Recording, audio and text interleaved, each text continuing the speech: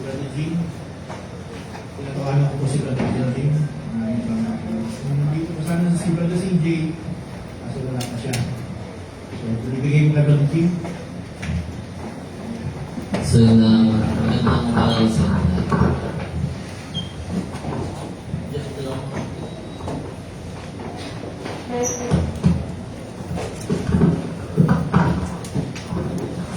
Pwede mo ba sumigaw mo na na yung Hallelujah! Hallelujah! Praise the Lord! Praise the Lord! So, tuloy natin yung gawain kahit ilan lang tayo sabi na sa kailangan nila. Sa manor, dalawa is sa gitna ng Panginoon Diyos.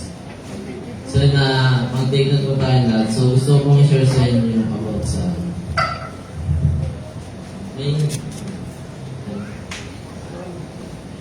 about po siya sa forward ng tayo. Notes po natin.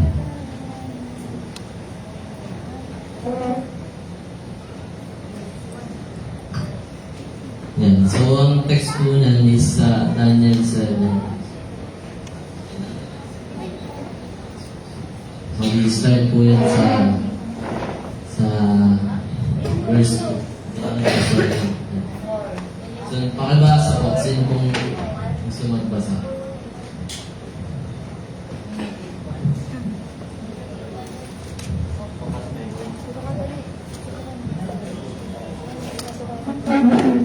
So, buklatin po natin lahat yung Bible mo.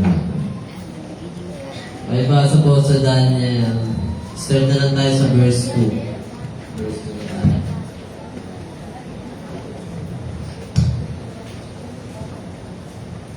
Sige, tawag na lang ako. Dito siya sa mga bata. Yung mga bisita. Apat sila.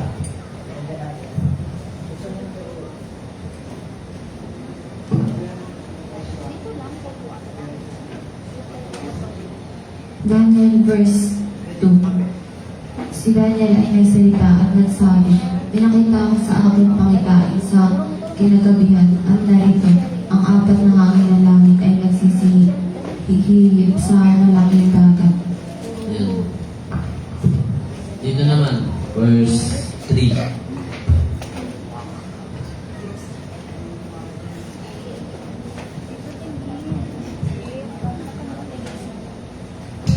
Verse 3. Yan po, sa sister.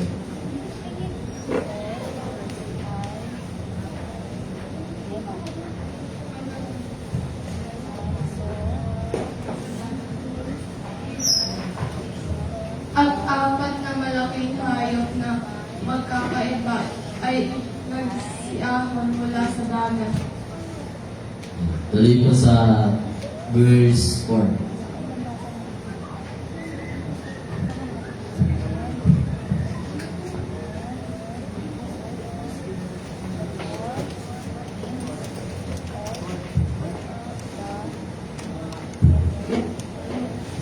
Ang unang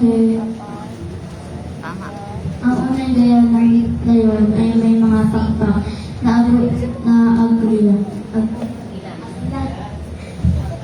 Aking pinamasdalang hanggang sa mga pakpak niya.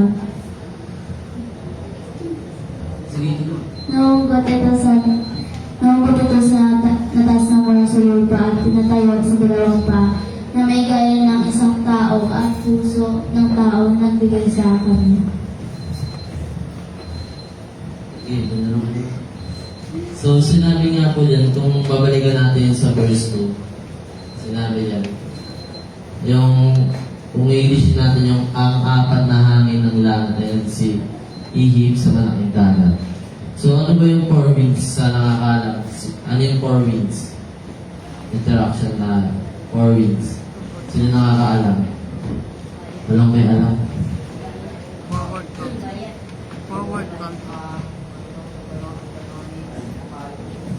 Yan. So, apat po yun yung four winds. Religion, Political, economic, politika, economic, military, economics, tapos militar. So, ayun po yung apat na sinasabi din sa Daniel 7 verse 2 na umawat sa dagat na sinabi niya na sa panaginip nga ni Daniel meron siyang nakitang four winds, apat na sa langit ay nagsisiip sa malaking dagat. And sa verse 3 naman, dito naman dinescribe yung four beasts. Four beasts siya. Four great beasts. So ano ba yung four great beasts na yun na tinutukoy niya? Ang unang-una dyan is yung lion. Ano daw sabi dyan? Ano daw meron sa lion? Sabi dyan sa verse 4, ang unang gaya ng leon at may mga pakpak ng agila. Merong wings of eagle. Wings of eagle. Ang sinabi dyan, at binasdan hanggang sa mga pakpak niya yung nahugo, at ito'y nataas mula sa lupa at pinatayog na ng paa na gaya ng isang tao, at puso ng tao na nagbigay sa kanya. So sinabi nga po dyan, yung lion nga is meron nga po siyang pakpak ng agila and meron nga po siyang heart of man. Heart of man. Yan, notes niyo po yan, ayun yung dalawang katangian ng lion. And tuloy po natin sa verse 5. Sino pong gustong bumasa? Yung isang natin. Yan. Verse 5.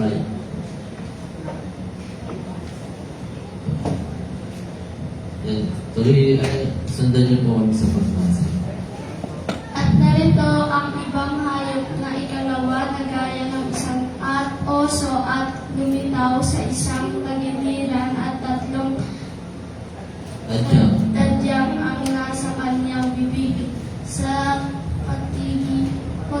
pagitan ng kanyang mga ngipin at sinabi ng mga ito ang ganito sa kanyang bumangon ka, manakmal ka ng maraming laman. So, sinabi nga po dyan sa pangalawang beast is ito po yung bear. So, sinabi dyan kung i-describe natin is yung bear nga po is nakakatakot talaga siya. So, bakit nga siya nakakatakot? Kasi nga sinabi dyan is marami siyang laman na kakainin. And marami siyang laman na kakainin. Sinabi nga niya, di ba? Tumayo at manakmal ka. So, sa pangatlong ano po tayo? Beast. Sa leopard tayo. So, tuloy po natin ng basa. Nung si ate naman ng isa. Verse 6. Isang leopard. Sige po, tuloy. Pagkatapos nito'y tumingin ako at narito ang ibang gaya ng isang leopard na mayroon sa likod niya na apat na pagpapilon. Ang hayop ay mayroon din namang apat na ulo at binigyan siya ng kapangyarihan. Diba yan? Kung malino naman na binanggit sa Daniel 7 verse 6 is kung paano i-describe yung leopard, diba? Sinabi niya, yung leopard po is meron siyang apat na pakpak or wings. Yan. Diba kung na-imagine natin? Meron siyang 4 wings and meron siyang 4 heads. Yan. Nose ko natin dalawa. And last po tayo sa verse 7 sa Great Terrible Beast. Okay, huwag na natin basa. Huwag na natin basa. Sinabi diyan yung Great Terrible Beast. Great Terrible Beast. Sinabi diyan, iba siya yung Great Terrible Beast is iba siya dun sa tatlong naunang hayop. Paano nga nangyari yun? Kasi nga, meron siyang ngipin na bakal. Bakal ng ngipin.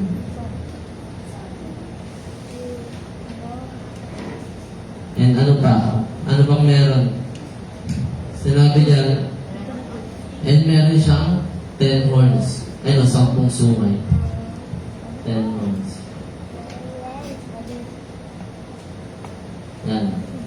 Kaya siya naiba din sa, sa tatlong, ito yung lion, bear, leopard. But siya naiba din. Kasi nga, siya yung pinaka pinakamalakas dun sa, sa apat na beast na yun. Kasi nga siya yung Pauli, di ba? Kasi sinabing great terrible beast. So, sinabi dito, sa verse 8, yung 10 horns na yun is nabunot nga po yun sa great terrible beast. Nabunot yun, yung sungay niya. Tapos nung nabunot yun, umusbong ulit.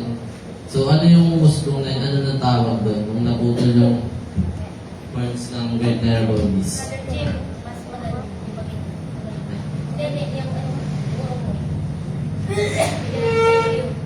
Yan.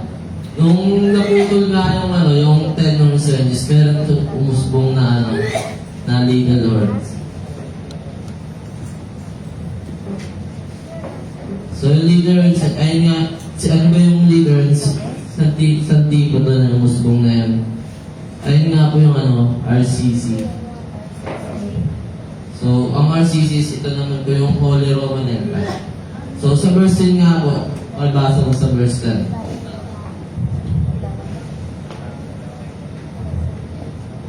Makibasa si Saraika.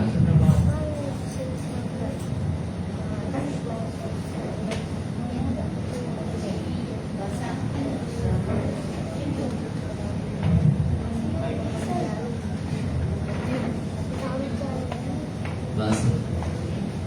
Isang mabangis na sigal po ay lumabas at nagwala sa harap niya. Malibo-libo ang naglilingkod sa kanya. 10,000 na 10,000 ang nagsitayo sa harap niya. Ang kahatulan ay nalagda at ang mga aklat ay buksan. Yan po, napakalinaw sinabi dyan. Isang mabangis na sigal po ay lumabas na nagmula sa harap niya. Mga libo-libong naglilingkod sa kanya. Libo-libo. Sinabi nga po dyan, kung libo-libo, di ba? Kilala naman natin yan eh. Sinabi, libo-libong naglilingkod sa kanya at naka-10,000, 10,000 ang nagsitayo sa harap niya. Ang katulad ay naglagda at mga aklat ay nabuksan na. So sinabi nga po dito, sa verse 11, ay verse 10, nakakatakot na libo-libo ngayon namamatay sa time na So sa panahon natin ngayon, so sinabi niyan, the book was open. Kaya sa time natin ngayon, di ba marami na nangyayari. So ibig sabihin, palala na ng palala, marami ng war. Kaya kasi nga na-open na nga po yung book. And kung itutuloy natin po sa verse 11, yung sinabi niyan, verse 11, ako'y tumingin ng oras na yaon dahil sa tinig ng mga dakilang salita na sinasalita ng sumay, ako'y tumingin hanggang sa ang mga hayop ay napatay at ang kanyang katawan ay nag-iba at siya'y nabigay upang sunugin sa apoy. So sinabi dyan sa verse 11, yung hayop nga po is namatay na siya. So, namatay na siya. Kung itutuloy natin sa verse 12, at tungkol sa nalabi sa mga hayop ang kanilang kapangyarihan ay naalis, gayun may kanilang mga punyo umaba sa isang kapanahunan at isang panahon. So, related nga po yan sa Armageddon.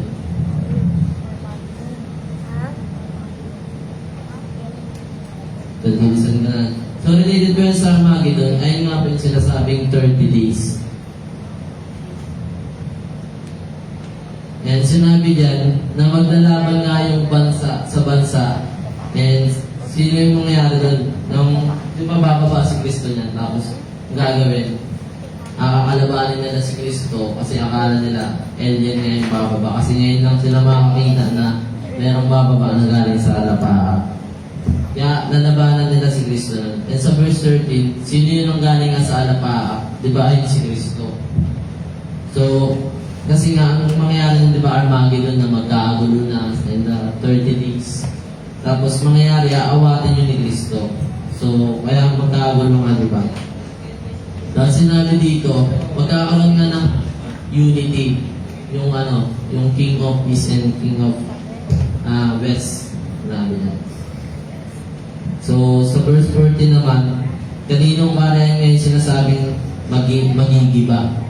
So, sinabi din yung kay Kristo nga, kay Kristong karayan yung magigiba nga siya. Paano nga mangyayari? Kasi nga, di ba yung Pope nga is uupo siya sa Israel. Mag-aari niya sa Israel para nga, di ba? Paglingkuran siya ng maraming tao. So, sinabi sa verse 15, namanglaw nga yung mukha ni Daniel nga sa kanyang panaginip. So, kasi nga di ba nakita niya nga sa panaginip niya na si Daniel, nabuhay nga po siya ng 100 years. Si Daniel, nabuhay siya ng 100 years. And sinabi, ano nga pong tipo nung forward ever na sa tipo sa 4Bs. So, may tipo nga yung bawat Bs na. So, tuloy ko na lang muna. Tuloy ko team nyo. Pastor na. Napalapakan ng Diyos na Lord.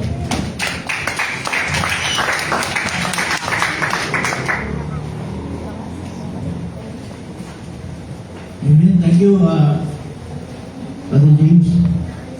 Napakaganda ng kanyang tinalakay mga kapatid tungkol sa forward empire at tungkol sa apat na karya. Sino sa inyo ang nakakaalam ng lahat ng mga ito? Itong balangkas dito mga kapatid. So, yung rin nakakaalam naman. Praise the Lord. Nakakamiss yung ating maganda kasi ito mga kapatid sa mga Sunday school.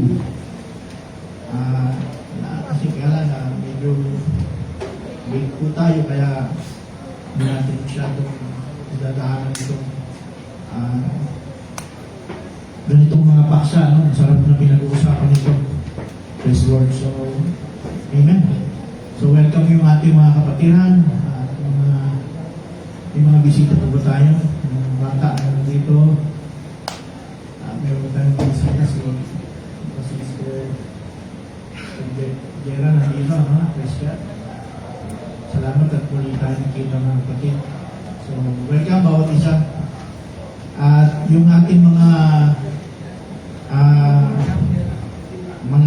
apo natin, mga anak po natin, huwag natin pabayaan. Tanong po natin sila mga kapatid. Huwag natin sila hayaan na sila ay iba ang ginagawa nila sa upuan. Gawin po natin na papapusin po natin sila ng pakikinig para kasi makasabay sila mga kapatid. Antayan po natin yung iba na mga kapatiran natin. Bigyan natin sila ng malasakit. Hindi bawal ang cellphone sa loob ng church. Kaya lang mga kapatid, huwag naman po natin gawin sa loob ng church, nag-scroll po tayo. At namamasyal po tayo.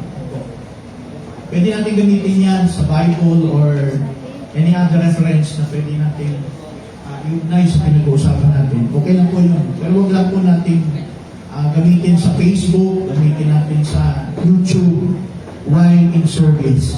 So, yun po yung So, ngayong umaga mga kapatid, gusto ko pong i-share sa inyo yung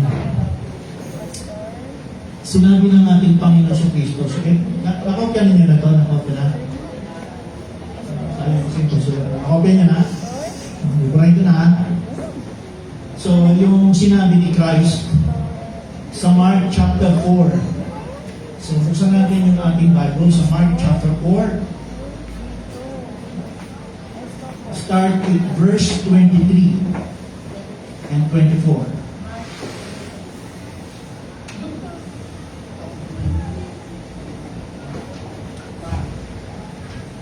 Mark chapter 4, verse 23 and verse 24.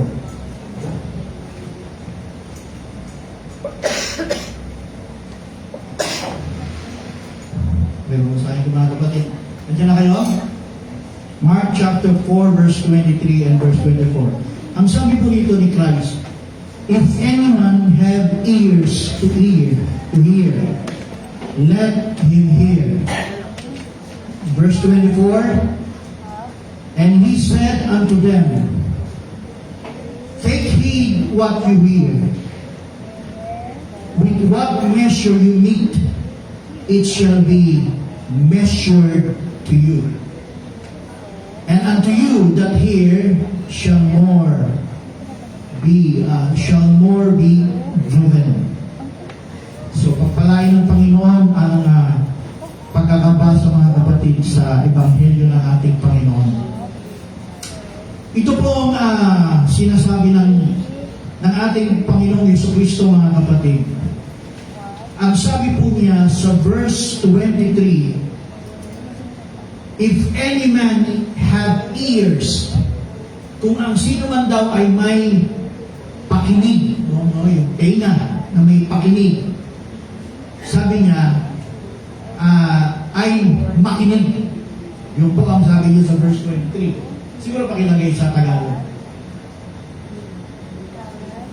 Kung ang sino man ay may pakinig, o kung sino man ay may pakinig, kung ang sino man ay may mga pakinig na ipakinig, ay makinig. Yan ang sabi ni Kristo. Verse 24, ang sabi niya, at sinabi niya sa kanila, ingatan ninyo kung ano ang inyong pinakikinggan. It's a closed sentence. Ibig sabihin, pag may dalawang tuldok, it's a closed sentence. Tapos na pananimtayan. Doon sa sinasabi niya, ingatan ninyo kung ano ang inyong pinakikinggan. Ngayon, ang kasunod ng sinabi ni Kristo, sa panukat ng inyong isinusukat, ay kayo'y susukatin. At higit pa ang sa inyo'y ibibigay. So ito pong binasa po natin verse from 23 at verse 24, mga kapatid. Ito po ay nagbabadya, mga kapatid, na warning. Bakit po warning? Ang sabi po ni Kristo sa verse 24, ingatan ninyo kung ano ang inyong pinakikinggan. Yan. So, yan yung parang pinaka-hints ng ating paksa sa umagang ito. Gusto mong pamagatan,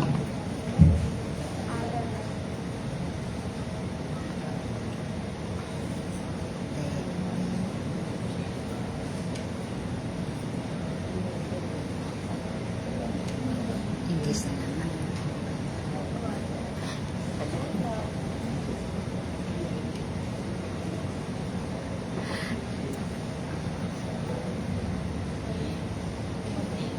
heed what you hear.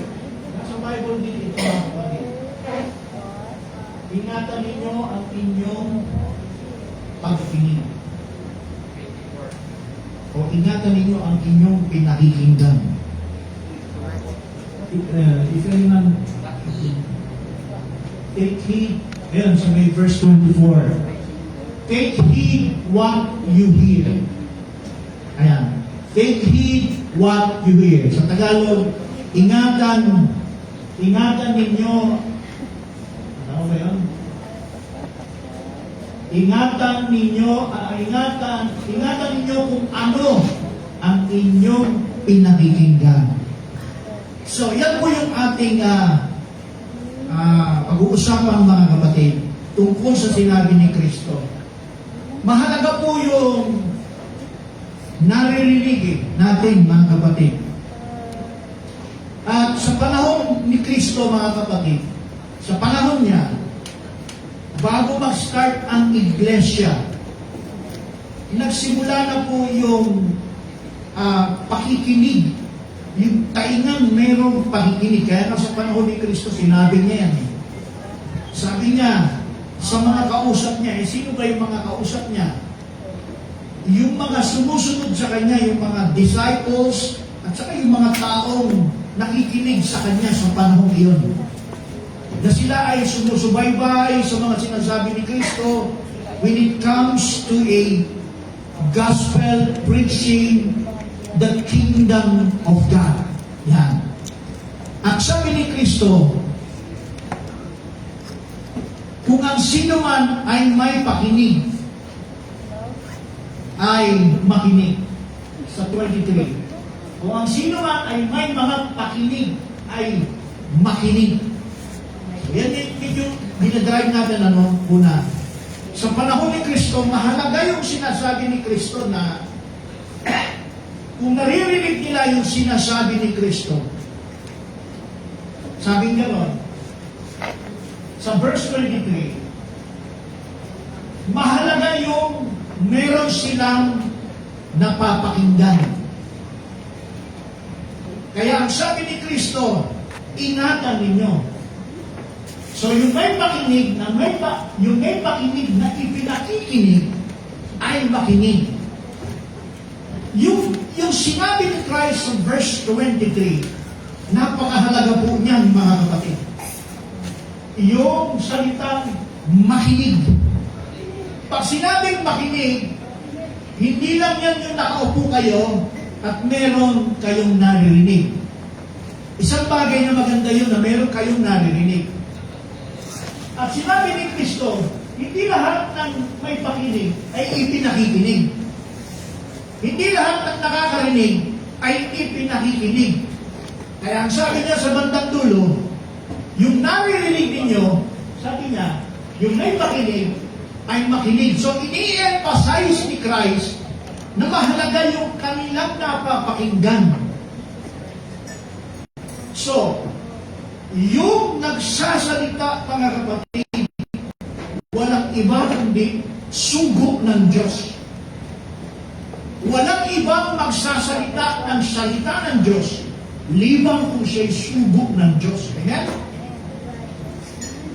Kasi yan ang sabi, ang sugo ng Diyos walang ginagawa kundi magsalita ng salita ng Diyos. Mahalaga yung salita, mahalaga yung napapakinggan.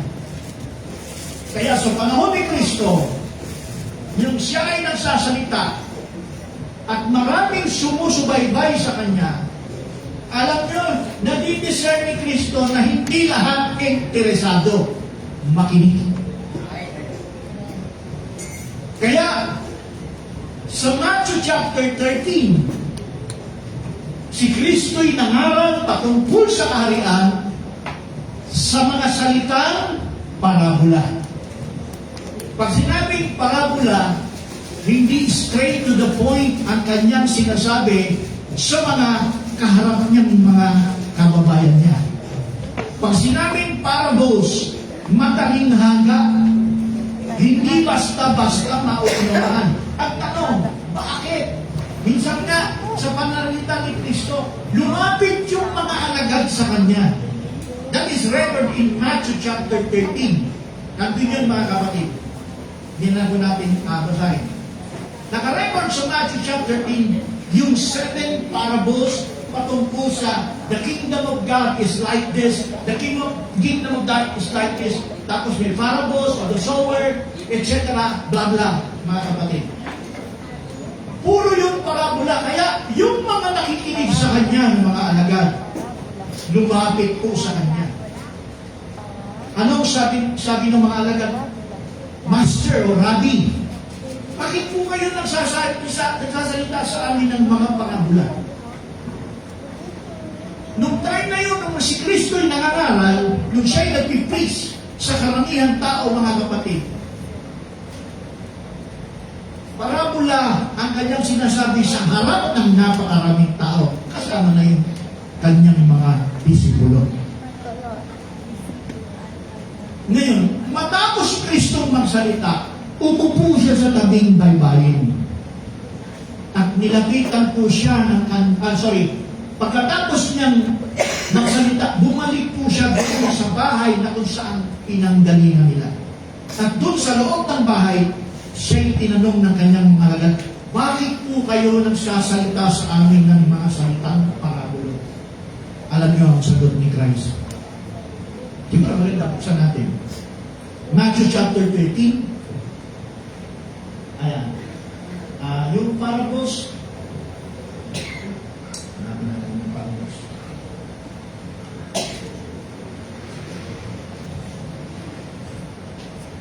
Matthew chapter 13.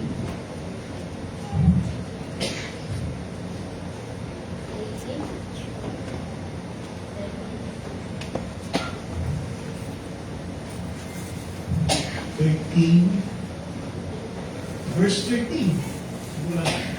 Basahin natin verse 13. Ang sabi po sa verse 13, Matthew chapter 13, kaya sila'y pinagsalitaan ko sa mga talinghaga sapagkat nagsisitingin ay hindi sila nakakakita at nakakarinig, ay hindi sila nakakarinig, ni hindi sila nakakaunawa. 14, at natupad sa kanila ang hula ni Isias na sinasabi, sa pakikinig ay inyong marinig at sa anumang paraan hindi ninyo mapag-uunawa at sa pagtingin ay inyong makikita at sa anumang paraan hindi ninyo namamalas. 15. Sapagkat umapal ang puso ng bayan ito at mahirap na makarinig ang kanilang mga tainga. At kanilang ipinigit ang kanilang mga mata, baka sila'y makakita ng kanilang mga mata at makakarinig ng kanilang mga tainga at makaunawa ng kanilang puso at muling magbalik loob at sila'y aking pagalingin. Ito ang sabi ni Kristo, mga kapatid, kung bakit parabola, sa parabola siya nangungusap. Kasi hindi lahat, mga kapatid, sumusubaybay sa kanyang pangangaral patungkol sa kaharian ng Diyos. Ito ang dahilan, sabi niya, sapagkat kumapal ang puso ng bayan ito at mahirap na makarinig ang kanilang mga tainga. Yun pala ang dahilan, mga kapatid, kung bakit hindi mauunawaan sa panahon ni Kristo ang kanyang mga sinasabi dahil yung puso nila, anong sabi? Ay mahirap makarinig ang kanilang mga tainga. Sabi, sa mga manday. At sapagkat kumapal ang puso ng bayan ito at mahirap makarinig. Ibig sabihin, grabe yung kanilang puso bound for this world. Kaya nga sabi ng 1 John 2:15, if you love the world, the love of the Father is not in you. Yan ang sabi ni John. So, mahirap po talaga makaintindi ang isang tao kung ang laman ng kanyang puso ay walang sentro sa Panginoon. Kaya, sa text na binasa natin, mga kapatid, napakahalaga ng sinabi ni Kristo, ang may pakinig, ang may ipinakikinig ay makinig. Ayun. Bakit, mga kapatid?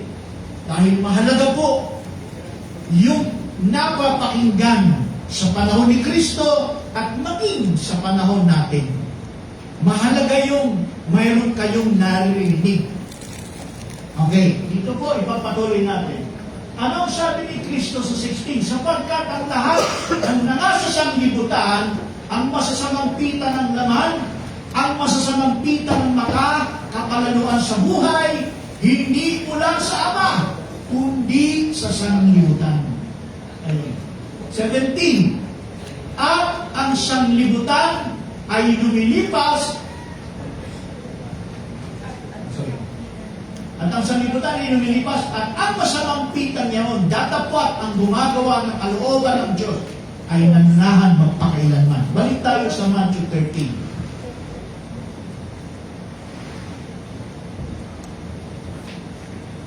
Okay. Sapagkat kumapal ang puso ng bayan ito, ibaba na natin sa 16. Datapwat mapalad ang inyong mga mata sapagkat nangangakita at ang inyong mga tainga, yung tainga, narinig, sapagkat nakakarinig. Hindi lahat ng may tainga ay merong napapakinig. Hindi lahat. Si Kristo may sabi, 17, tignan natin. Ang sinigyo to sapagkat katotohanan sinasabi ko sa inyo na hinahangad na makita ng maraming propeta. Propeta na yan. Anak ng Diyos, ang ibig sabihin, mga servant yan. Hinahangad na makita ng maraming propeta at ng mga tao matuwid ang inyong nakikita at hindi nila nakikita at naririnig ang inyong naririnig at hindi nila naririnig. Sa 11, baba natin ang 11. Ito naman ay in-address niya sa mga apostol. Pansinin niyo at sumagot siya at sinabi sa kanila, sa inyo'y mga apostol, mga disipulo niya, sa inyo'y ipinagkaloob ang makaalam ng mga hiwaga ng kaharian ng langit. Tatagpuan, pasubali. Hindi ipinagkaloob sa kanila. Sino yun? Yun yung karamihan na doon. Kaya, sa Matthew 13, bakit si Kristo nagsasaysay ng parabulo? Kasi hindi lahat handa ang puso sa salita ng Diyos. Alam ni Kristo. Karamihan doon sa mga sumusunod kay Kristo, ang habol, mga kapatid, ay mga himala, kapangyarihan na ginagawa ni Kristo. Eh, hindi ba naman sila susunod? Yung tinapay at isda, paramihin ni Kristo, at pakainin silang lahat, and every time ginagawa yun ni Kristo. Kaya sabi ni Kristo, doon din sa account na yan, hindi kayo sumusunod sa akin dahil sa salita. Ang sabi ni Christ, dahil sa mga ito, yung mga bagay na yun, ang hinahabol ng mga tao sa Kanya, yung nakikita ang kapangyarihan at hindi nila supernatural, pero ayaw nila doon sa natural. Ano ba yung natural? That is a spoken word, progressive revelation. Kaya, binabalangkas ni Kristo doon sa text natin, mahalaga yung may pakinig. Sabi ni Kristo, let them hear. O, di ba? Sabi sa, if any man have ears to hear, let him hear. Yan ang sinabi ni Christ. So, itong salitang ito, balik tayo doon sa text natin, mga kapatid. Mark chapter 4:23. If any man have ears, let him hear. At 24, take heed what you hear. What measure you make, it shall be measured unto you. That you hear shall more given. At sabi ganun sa verse 24. And measured unto you, and unto you that hear shall more be given. Sa pag-intindi natin ito ng mga kapatid, may pagkakaiba sa pag-intindi ng mga sinasabi natin denomination, traditional Christianity. Sa kanila, pag binasa po nila yan, lalo na yung verse 24, sinasabi dyan, take heed what you hear. Sa kanila po, ang interpretasyon po nila dyan, mag-ingat kayo sa inyong pinakikinggan. Ibig sabihin, it is a warning ng ating Panginoong Jesucristo. Anong klaseng warning? Hindi ito yung tulad ng sinasabi ng mga denominasyon at mga hanturo na karating na rin sa mensahe. Marami pong mga ngaral na ginagamit ang verse 24 na binababalaan nila ang kongregasyon na mag-ingat sa labas ng pakikinig. Tama hindi? Yes. Ganon po yung kanilang intindi. Parang ang ibig sabihin, sa karamihan na grupo ng pangkating relihiyon ngayon, mahirap kasi magbanggit eh. Naka-live tayo ng mga batid. Sinasabi po ng mga pangkating relihiyon, ng mga namumuno sa kanila, huwag kayong makinig sa mga yan dahil mga lihis at mani ang mga yan. Tama ba yan? Tama hindi? Tama, di ba? Lalo na yung alam nating malalangin kilalang-kilala na talagang magulang. Tingnan nyo yung daya nila, mga kapatid. Sa umpisa, kapag nag-i-evangelize sila, kapag sila'y bumahayo, wala silang sinasabing bawal makinig. Magkakanda sila ng malaking Bible study o kaya krusada. Dahil hinihikayat nila yung tao na mahikayat na pumasok sa kanila.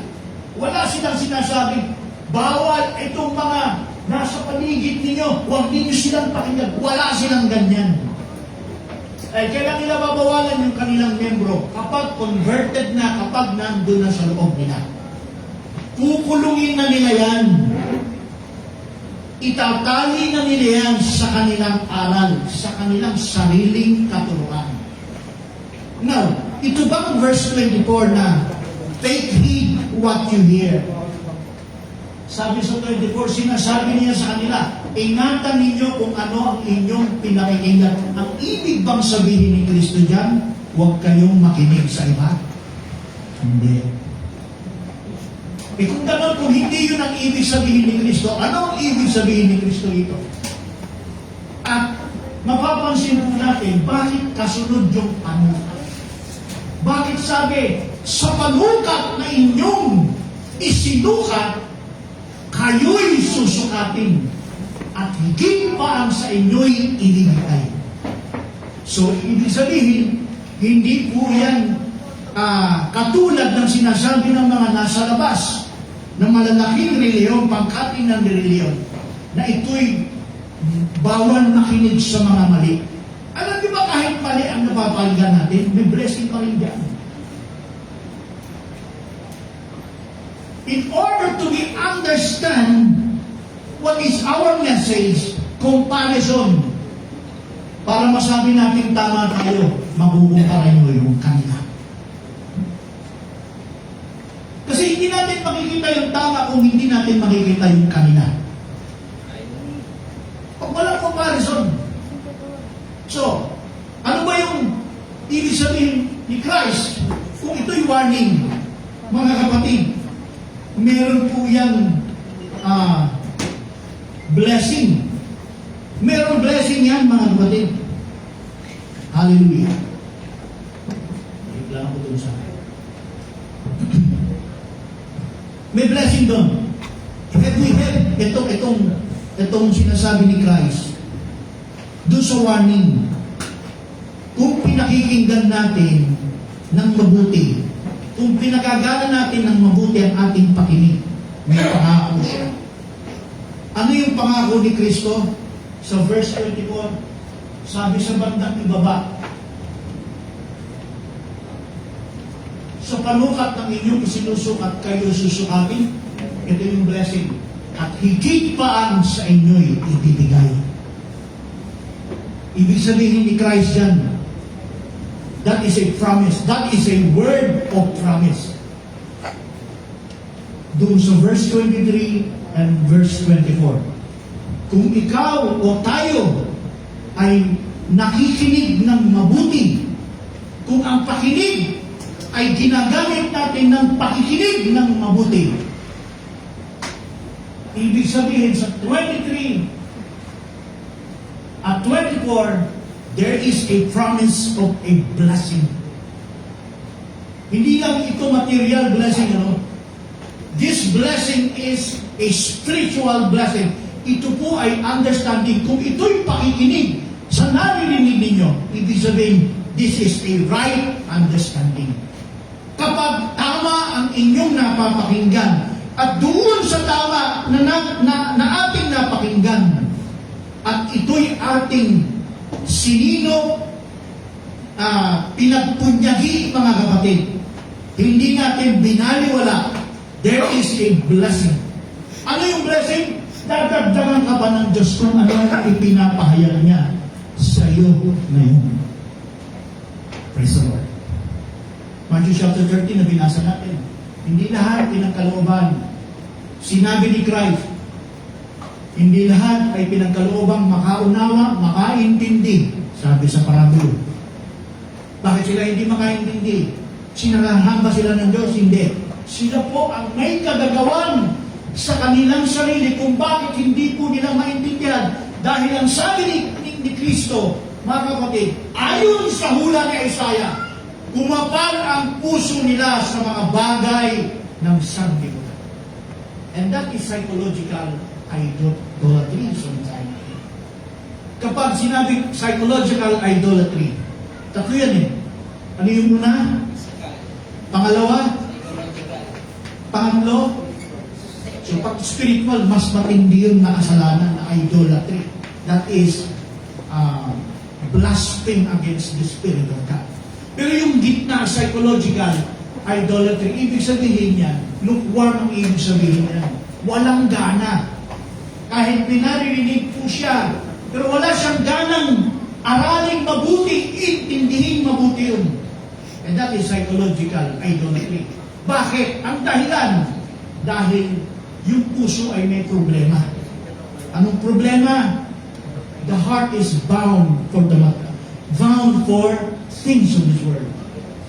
1 John 2:15, binasa natin, kinote natin, if you love this world, the love of the Father is not. Mawawalan tayo ng gana kapag inuna natin ilagay sa puso natin yung mga kagalakan sa mga bagay na iyan. Mawawala yung pag-ibig mo sa Diyos. Yung init mo sa Diyos.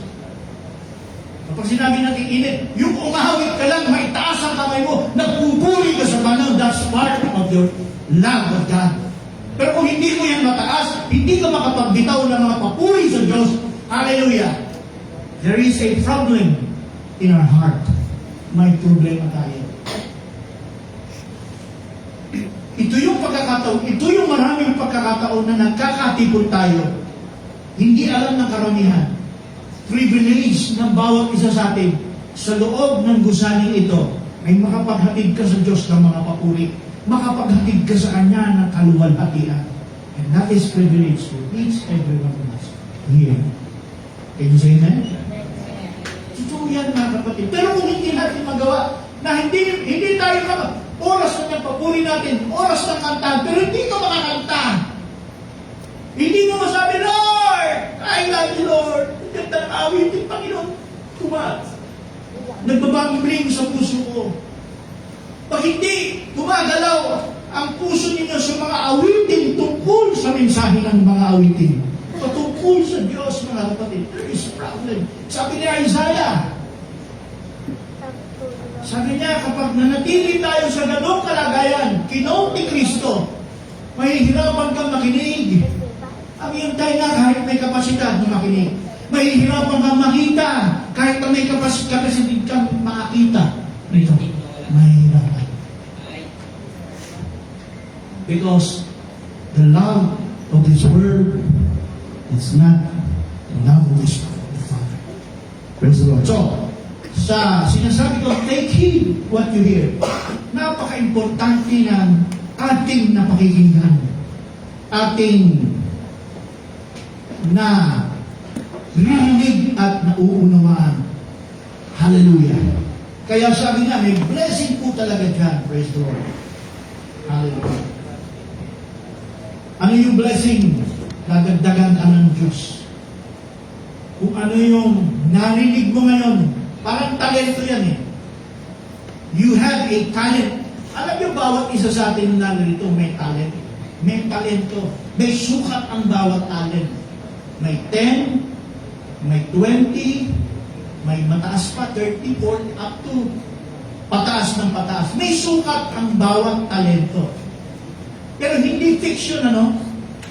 Kung binigyan ka ng 5, yun lang ang binigay ng Diyos sa'yo na 5, dapat pinagyaman mo yun. Anong sabi ni Kristo sa parabolon ng talento?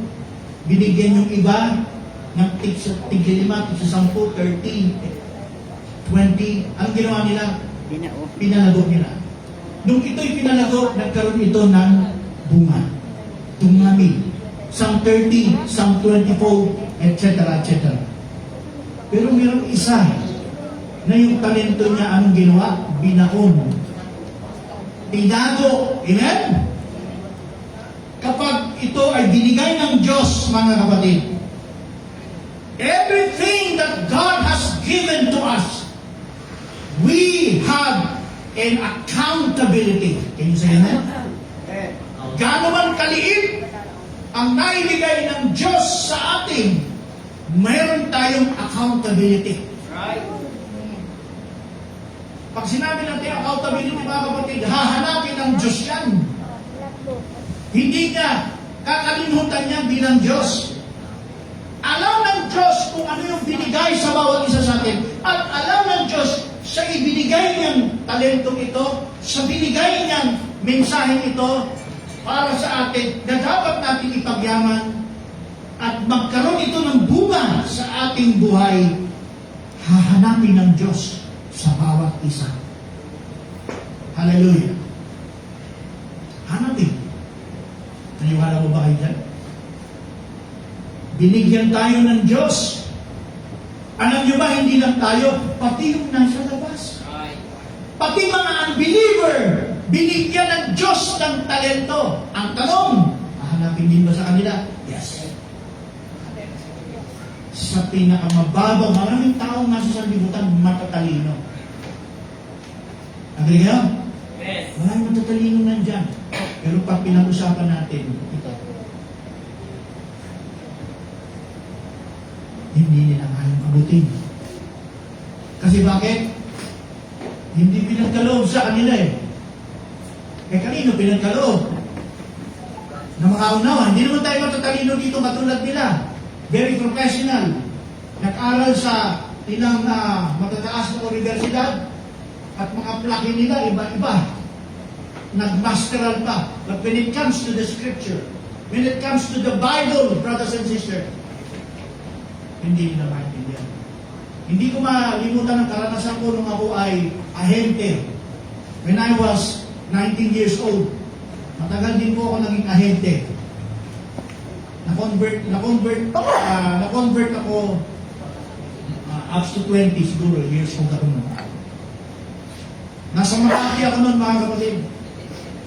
Nagtitinda ako ng wall decor, yung mga dinidikit sa dingding na may mga passages ng Bible. Dati nung araw sikat na sikat yan. Binibitbit ko yan, mga kapatid, tinitinda ko, inaakit ko yung mga building. Nag-aalong-along ako doon sa mga opisina. Hindi ko alam, yung ginawa kong style, inakit ko yung pinakadulo, 13th floor. Ang taka ko, bakit walang mga rooms? Isa lang yung buong area na yun, yung pala, yun ang lugar ng manager. At yun din ang lugar ng abogado, yung lawyer, yung napuntahan ko na siguro, alam mo sa mabagitin ko. Sa Makati, sa Ayala, meron dyan Allied Bank. Alam niyo yung Allied Bank dyan. Yung sa pinaka-13th floor, doon ako nakarating. When I was 20, more than 20 years old. Dahil magbibenta ako nun. Pagdating ko sa loob, may isang pintuan na pasok kong gano'n. Tapos nakita ko na isang lamesa, parang lamesa ng isang abogado. Napakalaki, tapos meron siyang pangalan na gano'n. Attorney ganito. Ano ko yung pangalan attorney? Nagulat siya, bakit? Yes, sir. Nakakurbata ako, long sleeve. Siyempre, pahit pa ako nun, Pentecostal, mahilig pa ako sa pasting nun eh. Pahit pa nun. Tinatawag niya ako, ano concern ko? Sir, nag-aalok ko ako ng ganito. So, nagkaroon siya ng interest. So, are you Christian? Sabi ko, yes. Yes, sir. Sabi ko gano'n. So, in the long story short, mga kapatid, doon sa aming conversation, ang sabi sa akin ng attorney, nung ako'y nag-aaral, may na-encounter akong verse sa Bible. I don't know kung siya ay Catholic, no? Or another, hindi ko alam kung ano yung religion niya. Pero ang sabi niya, nagbabasa daw siya ng Biblia. Meron siyang na-encounter nung siya college. Yung verse ng John 1:1. Siyempre, yung panahon ng Pentecostal, wala naman masyadong alam pa sa lalim. Pero alam ko yung John 1:1. So, ang sabi niya, alam mo ba itong verse na ito? Pag nasagot mo yan, sabi niya, parang ibig niya sabihin sa challenge sa akin, pag nasagot mo itong verse na ito at naiintindihan ko to, yung buong floor na yun, mga kapatid, ang laki ng building na yun. At bawat floor doon, ilan yung room na nandun. Iba-iba yun. Sabi niya, ay aalaw kitang mag-alok ka niya, akong bahala sa'yo. Attorney yun, siya may power of attorney eh. Di nangyari, mga kapatid, ito na, nanalangin ako sa Diyos, sa tinanong niya, John 1:1, alam ko lang dun, in the beginning was the Word, and the Word was His God. So ito ay Logos. Logos din alam ko nun. Pero pinapaliwanag ko sa kanya, yung Logos na yun, yung salita na yun, patungkol kay Kristo, siyempre, Pentecostal pa ako nun. The Godhead yung na-share ko sa kanya. Alam niyo, yung patapos ng sharing namin na yun, yung nakatulala siyang ganun sa akin. Sabi niya ganun, ngayon ko lang naintindihan niya. Ngayon ko lang ibig sabihin niya, sa pinaliwanag ko sa kanya, that Logos is none other than the Lord Jesus Christ. No, pinaliwanag ko ngayon, binayos sa liyan ko siya. Sende na Diyos. Tuwan-tuwa siya sa akin. Sabi niya, nakatitig siya sa akin gano'n, tapos ginanon niya yung kamay niya, parang pinatumalakpak siya gano'n. Ngayon ko lang naintindihan na yan, parang ibig sabihin niya. Is that right, brother? Sabi ko, yes. Yun po yung alam ko dito. Sabi niya, sige, kung ganon, dahil sa pinaliwanag ko, allowed ka nang umikot mula sa floor na ito hanggang pababa, hanggang sa security guard. Nag-alok ako doon, mga kapatid, ng mga wall decors. Malalaki, ang bawat isa dati nagkakahalaga ng more than 70, malaking halaga ng araw yun. Yung malaking decor na gano'n. Ayan, tipo ako nun. So, ibig sabihin, kahit sila mismo na unbelievers, binibigyan din sila ng Diyos ng sapat na kaunahan. Ano man ang binigay sa kanila ng Diyos, susukatin nila. Sabi ng Bible. At sinabi niya sa kanila, ingatan ninyo kung ano ang inyong napapakinggan. Yung sinabi ni Kristo, ibig sabihin, sa panahon pa ni Kristo, sa panahon ng church ages, at maging sa panahon po natin ngayon, hindi nagbabago yan. Ina-address pa rin yan sa atin maski hanggang sa panahon ito. Na meron tayong naririnig at sa napapakinggan natin, siyempre yan yung message, siyempre yan yung progressive. Kailangan, sabi ni Kristo, ingatan ninyo. Anong ibig sabihin ni Kristo, ingatan ninyo? Dapat yung napakinggan po natin, kung kailan dumating ang mensahe, kung kailan natin narinig ang mensahe sa dakong ito, mga kapatid, dapat naingatan po natin yan. Kasi kung hindi po natin iningatan itong narinig po nating mensahe, ang sabi ni Kristo, it is a warning. Kung ano man ang inyong napakikinggan, sa panukat na inyong isinukat, ay kayo'y susukatin. In other words, yung salitang dumating sa atin, mensaheng dumating sa atin, nagkaroon tayo ng panukat tungkol dyan. Ano ba yung panukat na yan? Yan yung sarili natin disposition. Ang panukat ba natin ngayon sa napapakinggan ba natin na disposition o desisyon ay pagsunod? Depende siguro. Sabi ko, hindi lang sa atin, maging sa labas ng mga iglesia, hindi sila exempted dito. Lahat ng tao sa buong mundo ay may panukat sa mga bagay na kanilang napakinggan. Gaano man ito kaliit, yung mga unbelievers sa labas, hahatulan sila sa panukat na ginawa nila sa buhay nila. I tell you, brothers and sisters, kahit yung mga unbelievers na nasa labas, na nasa sakyan, minsan nagdadrive sila. Na habang nagdadrive sila, mayroon silang nasa harap na nakalagay na sticker, God loves you. Pero ano yung panukat nila? Ay, normal lang. God loves me. Kahit sa pinakamaliit na mensaheng nakita nila, nabasa nila, pinarating na yun ng Diyos sa kanila. Pero ano ang panukat na ginawa nila? Binaliwala nila. Na parang normal lang. Kaya ang sabi ni Kristo, at sinabi niya, ulitin ko, ingatan ninyo kung ano ang inyong napapakinggan. Hallelujah. Gano'n man niyang kababaw, dapat magkaroon tayo ng magandang desisyon. Dapat magkaroon tayo ng magandang pagpapasya tungkol dyan. Sapagkat yung pagpapasya natin, mga kapatid, ay sumisimbolo sa isang panukat. Kung tama ang ating ginagawa sa mga napakinggan natin, at yung panukat na ginamit natin tungkol dyan, ay siya rin panukat na gagawin ng Diyos para sa atin. And I tell you, brothers and sisters, lahat ng tao, sabi ko, lahat ng tao, hindi makakaiwas pagdating sa panukat ng Diyos. Ano sabi? Kung ano ang inyong pinakikinggan, sa panukat ng inyong isinukat, ay kayo'y susukatin. Sino yung susukat? Ano yung susukatin ng Diyos? Diyos yung susukatin. Ano yung susukatin ng Diyos? Yung panukat na ginamit niya. Sabi, at higit pa ang sa inyo'y ibibigay. Kaya kung tama ang kanilang panukat, tama ang kanilang pagpapasya sa mga at pinagyaman nila sa mga bagay na yun. Tama ang ginawa nila, mga kapatid. Ang kasunod na sinabi ni Kristo, higit pa ang sa inyo'y ibibigay. The word God give you a blessing. Kano man niyang kalit pa. Pero dahil pinagyaman mo, bibigyan ka pa ng Diyos ng kapunuan, dadagdagan ka pang muli ng kapunuan, hanggang sa umabot ka sa sukdulan ng iyong kasaktanan. Hallelujah. Praise the Lord. Can you say amen? Praise God. Kaya, praise the Lord. Pinapag-ingat po tayo. Hallelujah. Praise God. May mensahe po tayo. Hallelujah. Meron tayong mensaheng tinanggap.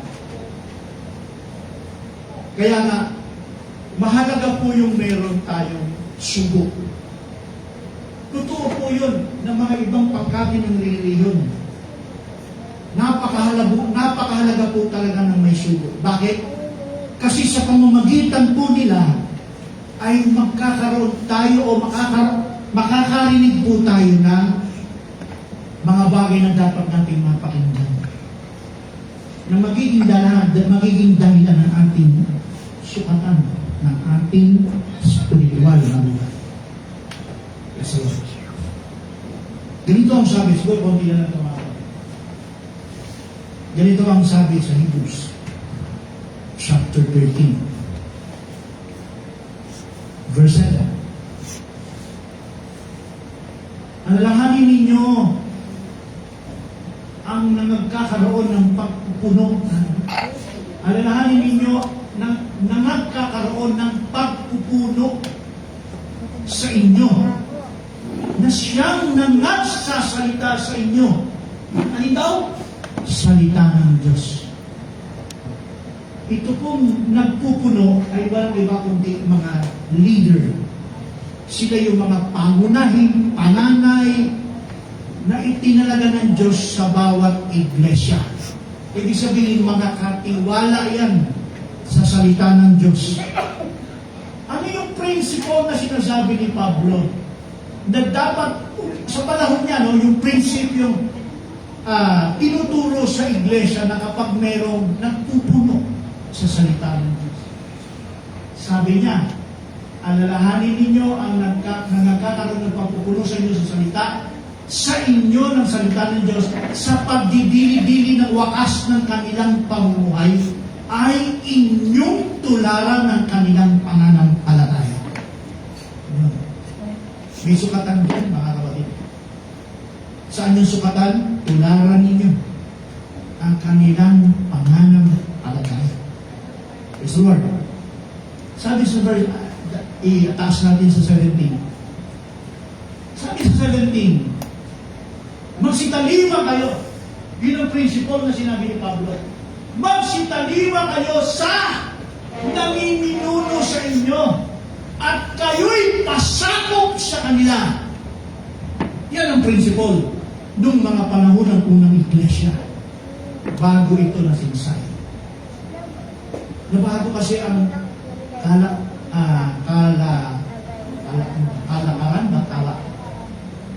nabago ang kalakaran sa simbahan sa panahon nila Pablo.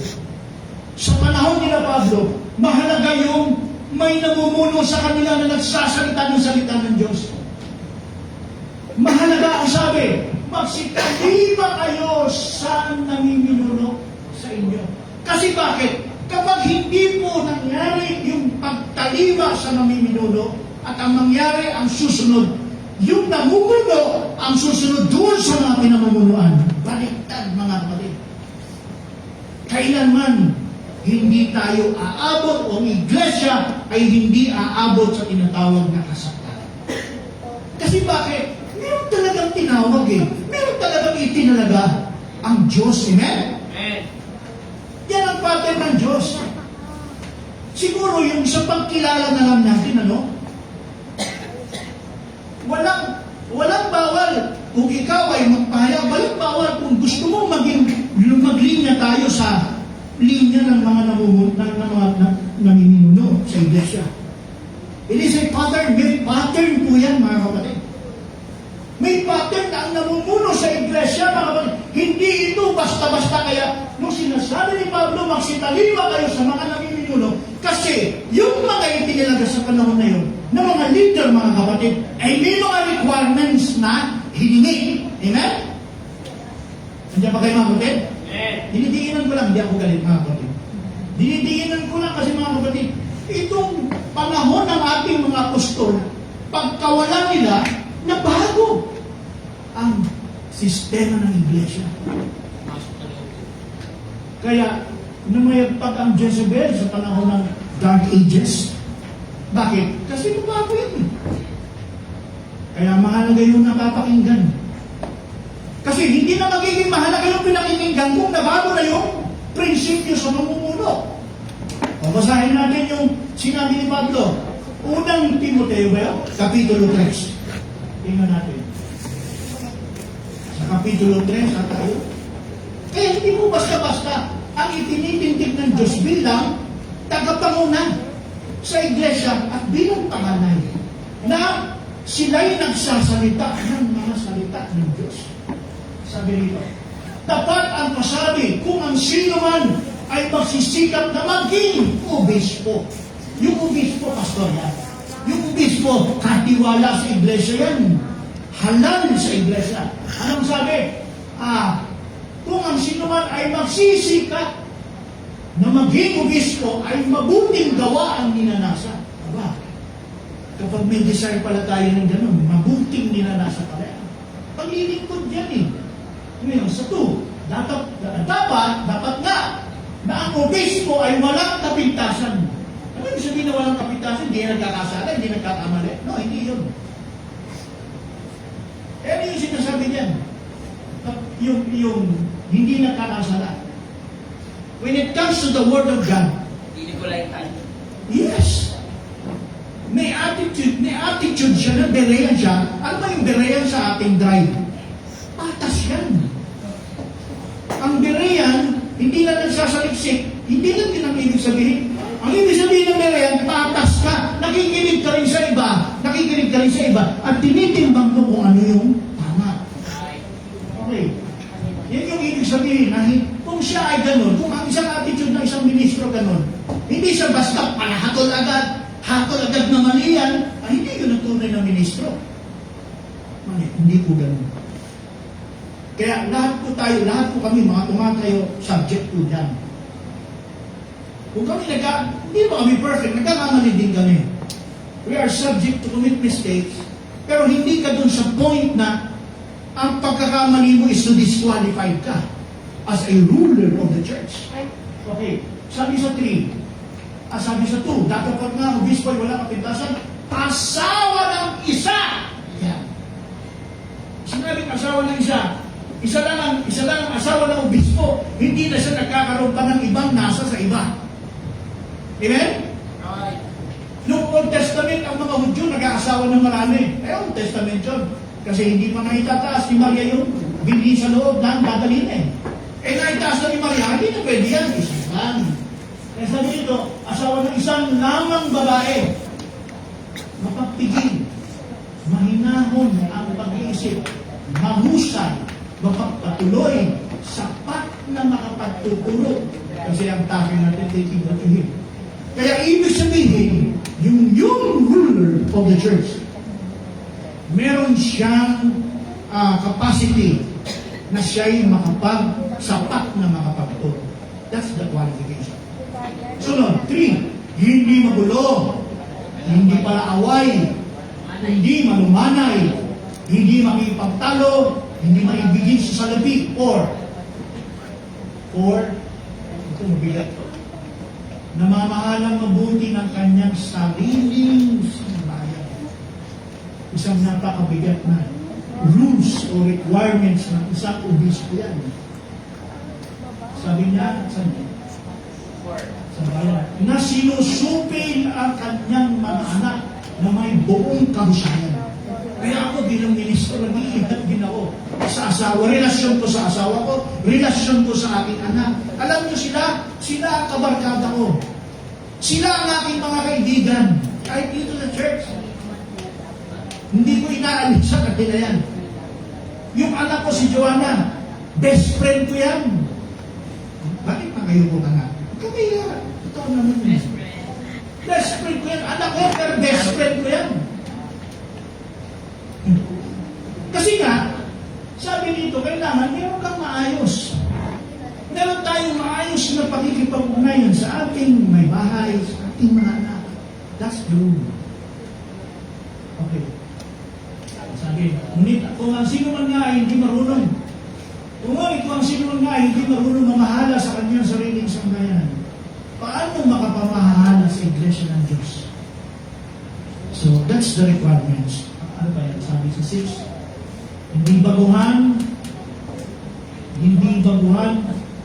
baka siya kung magpalalo ay mahulog sa kaparusahan ng diablo.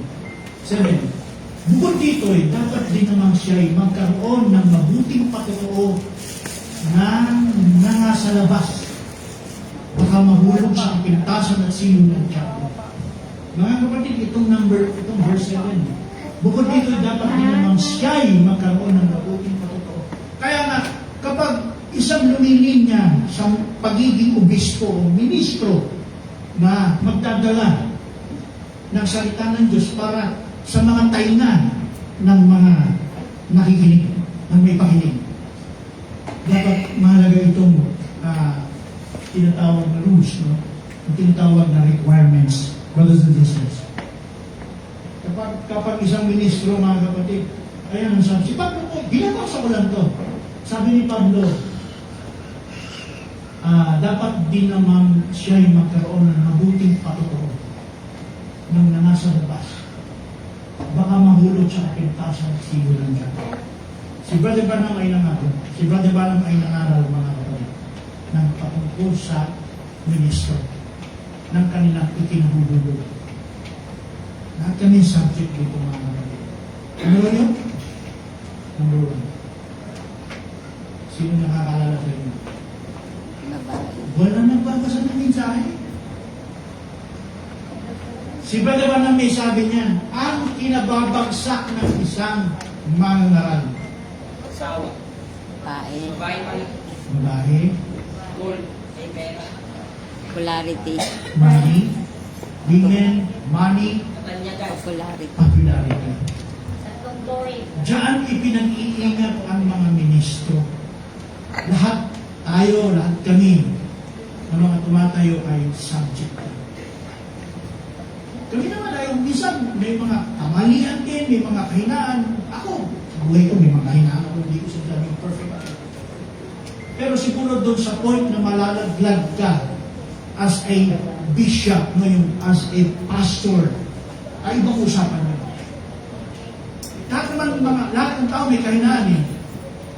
Kahit nga yung mga apostol doon, may kahinaan sila, amen? Si Pedro may kahinaan, si Pablo may kahinaan din, sinabi nila yan.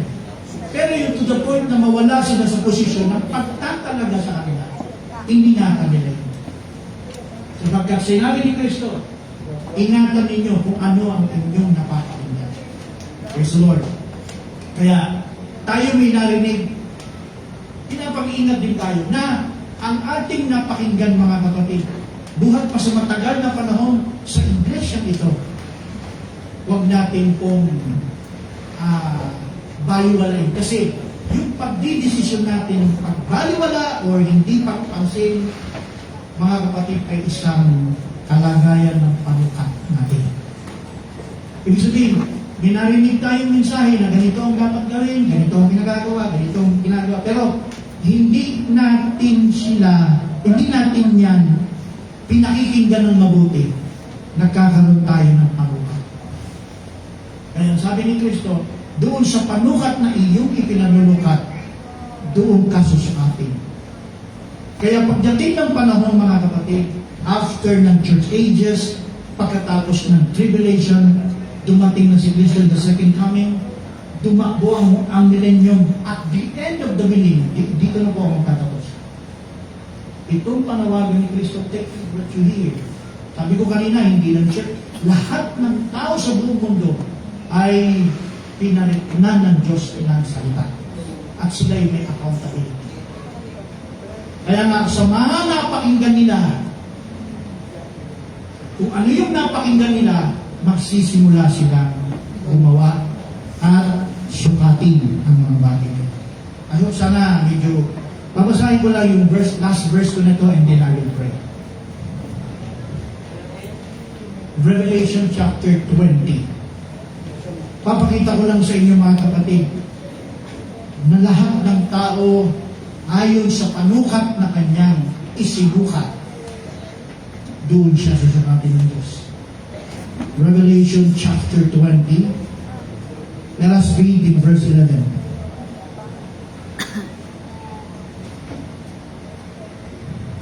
At nakita ko ang isang malaking luklukang maputi.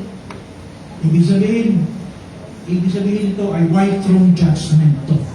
Tapos na yung church age, tapos na yung tribulation, tapos na yung millennium, and this is set of the white throne judgment. At nakita ko ang isang malaking luklukang maputi at ang nakalukluk doon na sa kanyang harapan at ang lupa at ang langit at tumakas at walang nasumpungang kalalagyan nila. 2:12. At nakita ko ang mga patay, malaki at maliliit na nakatayo sa harapan ng luklukan. At nakabuksan ang mga aklat. Ayun. Pansinin niyo yung sinabi. Nakatayo yung mga patay, pagkatapos may aklat palang binuksan sa kanila na siyang aklat ng buhay. At ang mga patay ay hinatulan ayon sa mga bagay na nasusulat sa mga aklat, ayon sa kanilang mga gawa. Naka-record. Yung kanilang ginawa, lahat ng tao yan, kasama na tayo dyan. Pagdating sa araw na yan, kasama tayo. Kung ano yung narinig natin sa ating pakinig, kung ano yung ginawa nating panukat tungkol sa mga bagay na napakinggan natin, pagdating ng araw, mga kapatid, bubuksan. Sabi na nun, ay hinatulan ayon sa mga bagay na nasusulat sa mga aklat, ayon daw sa kanilang mga gawa. Anong klaseng gawa? Panukat yan, mga kapatid. Hindi yan yung klaseng gawa na naglasing. Hindi yan yung klaseng gawa na nagsugal. Hindi yan yung klaseng gawa na ng babae, sorry po, sa term. O ng lalaki. Hindi po yan yung gawang hahatulan sila. Hindi. Alin yun? Hahatulan sila ayon sa narinig nila na kung ano yung pinamukat nila sa katotohanan na napakinggan nila. Ang sabi diyan ay nasusulat, sabi, hahatulan, hinatulan ayon sa mga bagay na susulat sa mga aklat, ayon sa kanilang mga gawa. Ibig sabihin niya, mga kapatid, dalawa lang yan. Either you are in the right attitude of a Christian, you have a right spirit, you have the spirit of Christ, and the spirit of Nicolaitans. Itong sinasabi dito na hinatulan, had the spirit of Nicolaitans. Kasi bakit Nicolaitans? Yung kanilang napakinggan, iba ang kanilang ginawang panukat. Okay? 38 lang. At ibinigay ng dagat ang mga patay na nasa kanya, at nakamatayan ang Hades ang mga patay na nasa kanila, at sila'y hinatulan bawat tao, ayon sa kanilang mga gawa, ayon sa kanilang panukat, ayon sa kanilang pagpapasya, ayon sa kanilang desisyon, base sa kanilang napakinggan sa salita. Last, sa message, kung ano man ang message ng Diyos na binigay sa atin at nakarating po sa bawat isa, we have the accountability. May accountability po tayo.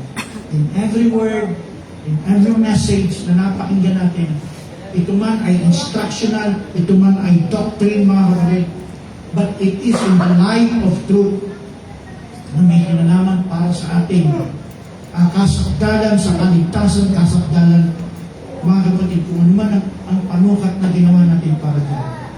One day, God, sabi ganun, sabi sa English, sabi niya sa English, take heed what you hear. But what measure you meet, ibig sabihin, you meter, it shall be measured unto you.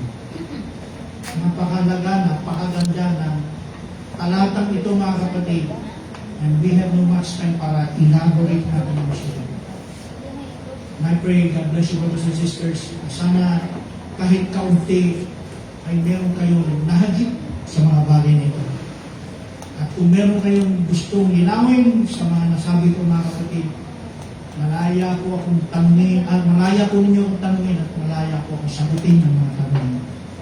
Kung meron ng malabo sa pamdinig ninyo o medyo parang kakaiba sa pamdinig ninyo. Can you say amen?